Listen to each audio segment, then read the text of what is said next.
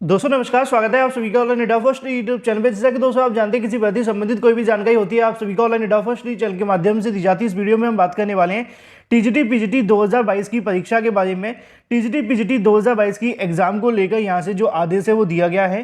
साथ ही अगर बात की जाए प्राथमिक शिक्षक भर्ती से बीएड बहाल को लेकर कई राज्यों के माध्यम से इस प्रकार की जानकारी देखने के लिए मिली है। साथ ही हम बात करेंगे सुप्रीम कोर्ट को लेकर भी। इसके अलावा उत्तर प्रदेश के अंदर स्कूलों में 20,000 पदों पर नई भर्ती के विज्ञापन के बारे में। तो चलिए दोस्तों वीडियो शुरू करते हैं। वीडियो को लाइक कर दें, साथ ही शेयर कर दें और चैनल को सब्सक्राइब करना बिल्कुल ना भूलें, जिससे कि जानकारी आप सभी को ऑनलाइन इंडिया फर्स्ट चैनल के माध्यम से रियल ऑथेंटिक सबसे पहले मिलती रही। शुरुआत करते हैं सबसे पहली अपडेट के बारे में, जो कि संबंधित है टीजीटी पीजीटी 2022 को लेकर। टीजीटी पीजीटी 2022 की परीक्षा काफ़ी लंबे समय से लटकी हुई है। जब से इसके आवेदन खत्म हुए उसी दिन से अभ्यर्थी इंतजार कर रहे हैं कि टीजीटी पीजीटी 2022 के एग्जाम डेट का कब तक घोषणा की जाएगी, क्योंकि हर एक अभ्यर्थी के मन में सवाल ये है कि भर्ती की परीक्षा कब तक देखने के लिए मिलेगी। जब कोई भर्ती का विज्ञापन आ जाता है तो उसके बाद अभ्यर्थी उसकी प्रिपरेशन करते रहते हैं, लेकिन बहुत सारी और भर्तियां होती हैं जिनको छात्र कहने की टारगेट बनाते हैं, लेकिन एक भर्ती के चलते दूसरी भर्ती वही फोकस नहीं हो पाता है। और कभी कभी उत्तर प्रदेश के अंदर ऐसा भी होता है कि भर्ती तो निकाल दी जाती है लेकिन परीक्षा नहीं होती है।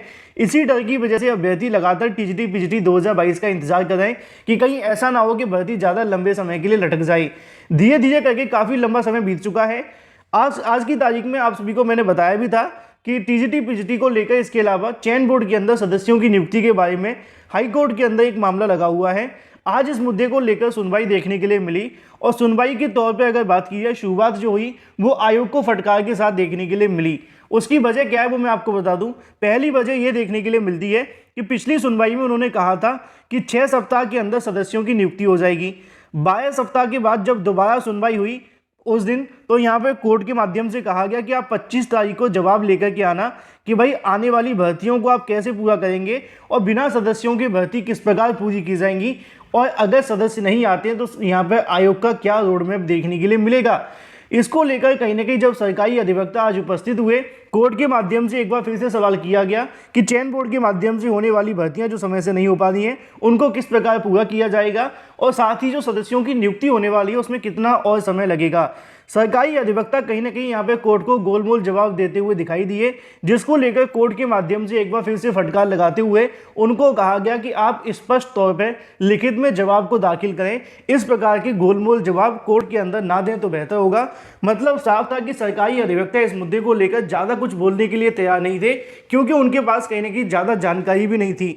अब ऐसे में जब कोर्ट के माध्यम से पूछा गया कि सदस्यों की जो नियुक्ति वो कब तक देखने के लिए मिलेगी, तो उसको लेकर उन्होंने बताया कि ये जो मामला है वो शासन स्तर से विचाराधीन है और इसके बारे में अभी तक शासन के माध्यम से कोई समय सीमा नहीं बताई गई है, लेकिन सरकार जल्द से जल्द कोशिश कर रही है कि चयन बोर्ड के अंदर सदस्यों की नियुक्तियां की जाएं। लेकिन इस मुद्दे को लेकर भी कोर्ट सहमत नहीं हुई और यहाँ पे आयोग के इसके अलावा आयोग के अधिकारी साथ ही जो सरकारी अधिवक्ता थे उनको यहाँ से फटकार लगाई गई। साथ ही हाईकोर्ट के माध्यम से आदेश दिया गया है कि टीजीटी पीजीटी इसके अलावा जो भी चयन बोर्ड की भर्तियां हैं उनको किस प्रकार आगे पूरा किया जाएगा। टीजीटी पीजीटी की परीक्षा इसके अलावा उनके इंटरव्यू कैसे देखने के लिए मिलेंगे अगर सदस्य नहीं आते हैं, इसको लेकर लिखित में जवाब दाखिल करने के लिए एक बार फिर से जो आदेश है वो जारी कर दिया गया है। कोर्ट ने कहा है कि आने वाली 2 दिसंबर को सरकार के माध्यम से इसके अलावा चयन बोर्ड के माध्यम से अपना जवाब लिखित में दाखिल किया जाए। आज हुई सुनवाई को लेकर कोर्ट बिल्कुल भी सहमत नहीं दिखाई दी, साथ ही आयोग को फटकार भी लगाई गई। इसके अलावा टीजीटी पीजीटी भर्तियों को आने वाले समय के अंदर कैसे पूरा किया जाएगा या फिर ये भर्तियां ऐसी लटकी रहेंगी, इसी सवाल के साथ जो अगली तारीख है वो 2 दिसंबर की लगा दी गई है। अब कोर्ट के माध्यम से 2 दिसंबर को आयोग से एक बार फिर से सवाल पूछे जाएंगे कि आप आने वाले समय के अंदर भर्तियों को कैसे पूरा करने वाले हैं, मतलब कि टीजीटी पीजीटी एग्जाम डेट, इसके अलावा उसके इंटरव्यू और साथ ही सदस्यों की नियुक्ति। देखना ये होगा कि सरकार के माध्यम से क्या जवाब दिए जाते हैं। आज जो उम्मीद थी कहीं ना कहीं सरकार ने एक बार फिर से आगे बढ़ा दी है, और मैंने आपको कई बार बताया भी था कि चयन बोर्ड के अंदर सदस्यों की जो नियुक्ति करनी है वो सरकार को करनी है और सरकार इसके बारे में कोई जवाब नहीं दे पा रही है। इन शॉर्ट कोर्ट के अंदर भी वो इस मुद्दे को लेकर ज़्यादा जानकारी देने में समर्थ नहीं है। तो अंदाज़ा लगाया जा सकता है कि कहीं ना कहीं इस मुद्दे को लेकर सीएम योगी ने ज़्यादा दिलचस्पी अभी तक दिखाई नहीं है, लेकिन कोर्ट के माध्यम से फटकार लग रही है। तो उम्मीद है कि आने वाले समय के अंदर जल्द टीजीटी पीजीटी को लेकर चयन बोर्ड की तरफ से जवाब दिया जाएगा कोर्ट के अंदर। अगली सुनवाई 2 दिसंबर को होगी। जो भी अपडेट होगी आप सभी को इस चैनल के माध्यम से सबसे पहले दे दी जाएगी। बात कर लेते हैं अपनी अगली अपडेट के बारे में, जो कि संबंधित है प्राथमिक शिक्षक भर्ती से बीएड बहाल को लेकर। दोस्तों, जैसा कि आप सभी ने देखा कि कई राज्यों के माध्यम से प्राथमिक शिक्षक भर्ती से बीएड बहाल करने के लिए अपने अपने राज्यों में जो नियम है वो लागू कर दिए गए हैं। यह शुरुआत कहाँ से देखने के लिए मिली थी? यह शुरुआत हुई थी पटना हाईकोर्ट के माध्यम से, जब बीएड को प्राथमिकता दे दी गई थी। फिर उसके बाद में पटना हाईकोर्ट में जब मामला गया तो उन्होंने इसको रद्द कर दिया डबल बेंच की तरफ से। फिर क्या हुआ? फिर राजस्थान के अंदर मामला जाता है। राजस्थान की सरकार की तरफ से कहा गया कि बीएड को प्राथमिक से बाहर कर दिया जाए। मामला वहाँ के हाईकोर्ट के अंदर गया और जब हाईकोर्ट में बहस देखने के लिए मिली तो वहाँ से बीएड वाले अभ्यर्थियों को बाहर कर दिया गया। और जब से राजस्थान के अंदर ये फैसला आया उसके बाद सभी राज्यों के अंदर इस प्रकार की याचिकाएं दाखिल हो गई। उत्तर प्रदेश हो, हिमाचल प्रदेश हो, एमपी हो या फिर इसके अलावा बंगाल या कोई भी राज्य, सभी के अंदर अलग अलग याचिकाएं दाखिल कर दी कि भाई प्राथमिक शिक्षक भर्ती से बीएड को बाहर कर दिया जाए। कई राज्यों के माध्यम से अब आदेश भी आने शुरू हो गए। राजस्थान से बीएड को फिलहाल बाहर किया गया है, हिमाचल प्रदेश से भी बीएड को बाहर कर दिया है। ये मैंने आज आप सभी को सुबह की वीडियो में दिखाया भी था कि हाईकोर्ट की तरफ से जेबीटी मतलब कि प्राथमिक भर्ती को लेकर कहा जाता है। यहाँ पे आप सभी को देखने के लिए मिलेगा कि हाईकोर्ट के माध्यम से वीरवार को हुई सुनवाई में JBT union versus Himachal Pradesh सरकार CWUP 8134/2022 केस में बीएड उम्मीदवारों को जेबीटी टीईटी देने से रोक लगा दी है। मतलब हिमाचल प्रदेश के अंदर भी वहाँ की प्राथमिक शिक्षक भर्ती, इसके अलावा वहाँ का प्राथमिक टीईटी में बैठने के लिए बीएड वाले छात्रों को यहाँ से रोक लगा दी है। अब वो इसमें नहीं बैठ सकते हैं। और ये भी जो आदेश दिया गया है वो राजस्थान हाईकोर्ट के ऑर्डर को ध्यान में रखकर दिया गया है, जैसा कि मैंने आप सभी को बताया भी था। इसके अलावा कई और राज्य हैं जिनके माध्यम से बीएड को लेकर अलग अलग आदेश दिए गए। पहले दिल्ली के माध्यम से बीएड को बाहर किया गया था, बाद में फिर DSSB ने नोटिस जारी करके बीएड को अंदर कर लिया NCTE के आदेश पर। लेकिन यहाँ पे NCTE के आदेश को ही राजस्थान हाईकोर्ट ने रद्द कर दिया था। अब ये मामला सुप्रीम कोर्ट के अंदर है और अब सुप्रीम कोर्ट से जो भी फैसला आएगा वही सभी राज्यों के अंदर भविष्य में लागू होगा। लेकिन इस फैसले को आने में अभी समय लग रहा है, उससे पहले कई अलग अलग जगहों सुनवाई भी जारी है। अब सवाल ये है कि क्या सुप्रीम कोर्ट से भी इस प्रकार का कोई आदेश देखने के लिए मिलेगा? बहुत सारे अभ्यर्थी पूछ रहे थे कि क्या सुप्रीम कोर्ट से बीएड बाहर हो जाएगा या फिर अंदर हो जाएगा। तो देखो, दो बातें आप सभी को ध्यान में रखनी है कि अभी तक सुप्रीम कोर्ट के अंदर कोई बहस देखने के लिए नहीं मिली है। जितनी भी सुनवाइयाँ हुई हैं वहाँ पे छोटी छोटी 5-5, 6-6 मिनट की जो बहस है वो देखने के लिए मिली है। उसके आधार पे जो अगली सुनवाई वो लगा दी गई है। पहला तो इतनी छोटी बहस के अंदर ये कह पाना बिल्कुल गलत होगा कि किसके पक्ष में फैसला आएगा, किसके पक्ष में नहीं आएगा। दूसरी सबसे बड़ी बात ये भी है कि बीएड को लेकर केंद्र सरकार, NCTE, MHRD, इसके अलावा और भी बहुत सारी राज्य सरकारें पूरा प्रयास कर रही हैं कि उनको यहाँ से वैलिड किया जाए।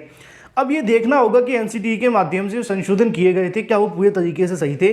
अगर वो संशोधन पूरे तरीके से सही होते हैं, कोर्ट इसको लेकर सहमत होती है, तो बीएड वाले छात्रों को सुप्रीम कोर्ट से राहत मिल सकती है। पहला। दूसरी सबसे बड़ी चीज़ ये भी देखने के लिए मिलती है कि जो अलग अलग राज्य सरकारों के माध्यम से बीएड को बाहर किया गया है तो वहाँ पे कहीं ना कहीं राज्य सरकारों का भी अपना मोटिव रहा है। जैसे कि उत्तर प्रदेश में आपने देखा, यूपी की गवर्नमेंट बीएड को बाहर करने के लिए अभी तक पक्ष में दिखाई नहीं दी है। तो यहाँ पे क्या इस चीज़ का बेनिफिट तो मिलेगा ही। अलग अलग राज्यों के अंदर क्या हो रहा है कि वहाँ पे बीएड को बाहर करने के लिए इंटरेस्ट लिया गया, जैसे कि हिमाचल के अंदर हुआ था।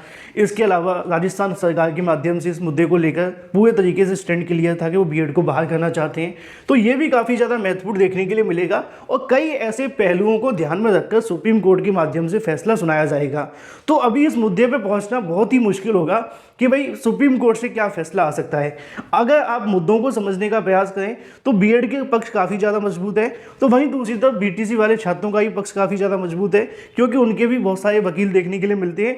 लेकिन एक तरफ यहाँ पूरा का पूरा शासन प्रशासन देखने के लिए मिलेगा, मतलब कि केंद्र सरकार, राज्य सरकार, इसके अलावा NCTE और MHRD, और ये सब एक जगह उतरने वाले हैं। तो अभी इस मुद्दे को लेकर ज़्यादा कुछ कहना बिल्कुल ठीक नहीं होगा। और जो भी अभ्यर्थी ये सोचे हैं कि सुप्रीम कोर्ट से क्या होने वाला है, जब तक यहाँ पे एक सुनवाई, लंबी सुनवाई नहीं हो जाती, कम से कम 1 या 2 घंटे की, तब आप सभी को काफ़ी कुछ चीज़ें क्लियर होनी शुरू हो जाएंगी। जैसे कि आपने EWS आरक्षण पे देखा था, वहाँ पे सुप्रीम कोर्ट की टिप्पणियाँ काफ़ी कुछ कहती थी कि वो EWS आरक्षण के पक्ष में है और फैसला भी उनका उन्हीं के पक्ष में आया।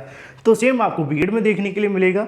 तो सुनवाई होने दीजिए, फिर उसके बाद चीज़ें स्पष्ट होंगी। उससे पहले अफवाहों पढ़ने से आप थोड़ा सा दूरी बनाएं।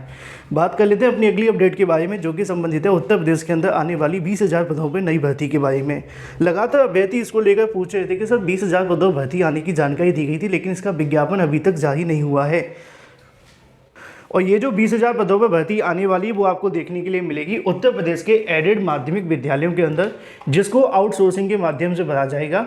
आसान भाषा में समझाने के संविदा पर देखने के लिए मिलेगा और इसमें आपको जो वेतन होगा वो यहाँ पे 13,000 के समथिंग देखने के लिए मिलने वाला है। एडेड माध्यमिक स्कूलों के अंदर 20,000 कर्मचारियों की नौकरी पर रखा जाएगा। इसके लिए प्रत्येक विज्ञान की लैब, एक असिस्टेंट, इसके अलावा माली चपरासी भर्ती किए जाएंगे। इसके विज्ञापन की अगर बात की जाए तो इसको लेकर शासन स्तर पर काम जारी है। कमेटी का गठन कर दिया गया है। कमेटी के माध्यम से रिक्त पदों का डाटा जुटाया जा रहा है। रिक्त पदों का डाटा जुटाए जाने के बाद में शासन को भेजा जाएगा। फिर शासन की तरफ से जब मंजूरी मिल जाएगी फिर उसको यहाँ पे सेवा योजन को भेज दिया जाएगा, क्योंकि इसकी जो भर्ती होगी वो सेवा योजन के माध्यम से ही देखने के लिए मिलेगी और फिर उसके बाद इसका विज्ञापन जारी होगा। अगर इसके विज्ञापन की बात की जाए तो इसका जो विज्ञापन होगा जनवरी के स्टार्टिंग में जारी करने को लेकर जानकारी अधिकारियों के माध्यम से दी जा रही है। लगभग 20,000 पदों पर इस भर्ती का जो विज्ञापन है वो जनवरी के शुरुआत में जारी कर दिया जाएगा। वीडियो को लाइक कर दें, साथ ही शेयर कर दें और चैनल को सब्सक्राइब कर लें।